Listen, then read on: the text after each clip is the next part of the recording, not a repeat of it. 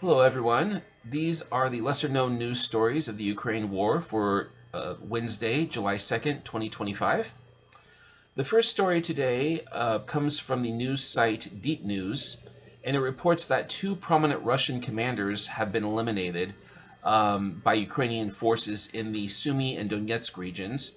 These were two senior military commanders in the Russian military. First one was Major Andrei Yartsev. He was commander of the Russian 30th Motorized Rifle Regiment, and he was killed near the village of Andriivka in the Sumy region when fighters in Ukraine's 1st Assault Black Swan Battalion stormed his unit on June 18th.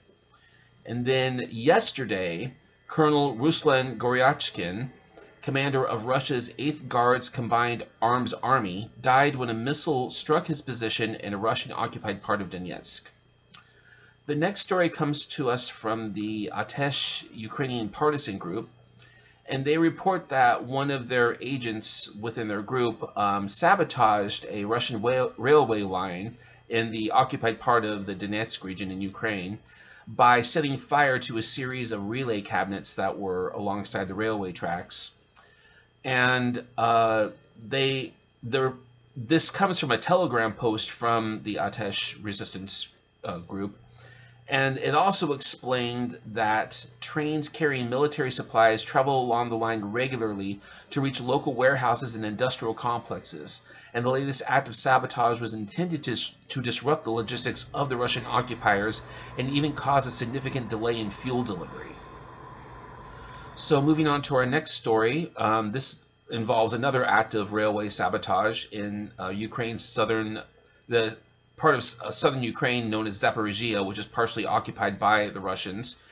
And an agent, or possibly more than one agent, with the Defense Intelligences of Ukraine, so it was an intelligence agent, planted explosives along a section of railway tracks to cause disruption to the Russian trains moving through the area.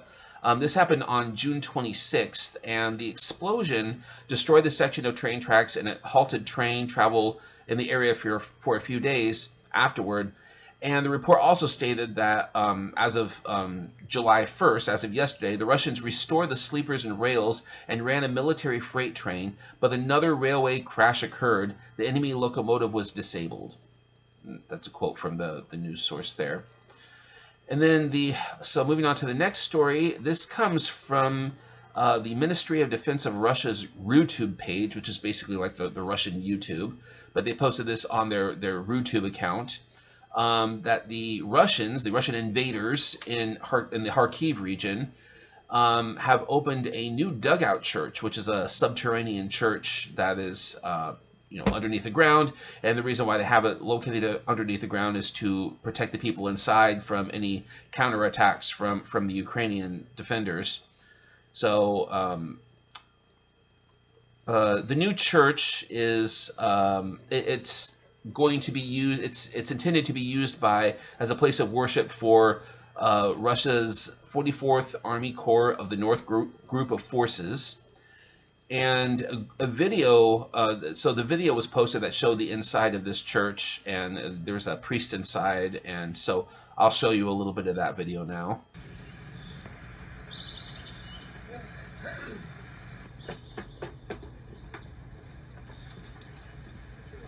Мы с вами сейчас будем присутствовать на освящении храма в честь Игнатия Бринчанина. Благословен Бог наш, всегда ныне присно и во веки веков.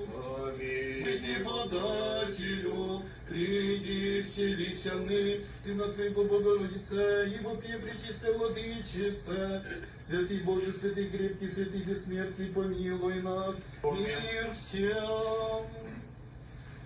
Здрав бы ваше, яцем же недугом, одержим бы ваше. Слава Троице, действу Господу, помолимся. Господи, помилуй. Одержим быть его действий, целительной души телес. Okay, and so the next story. This one involves, this comes from 0629.com.ua, which is a news site that reports on a lot of what's happening in the Russian-occupied territories. 3 Ukrainian teenagers have been freed from Russian occupation. And so the news site reported on this Telegram post that came from the head of the office of the president of Ukraine. And the teenagers who had been living in Russian-occupied territories are now living in parts of Ukraine that are not under Russian occupation. They're free parts of Ukraine now. It didn't contain a lot of details as to specifically where they are now or where they had been living, but it did say that the teens refused to attend Russian schools and instead attended Ukrainian classes online even while they were living in the Russian-occupied territories. So a nice act of defiance there. So that is it for today. That is all I have to report. If you like this content, please be sure to like and subscribe. And so yeah, that's it for today. Thank you. Bye.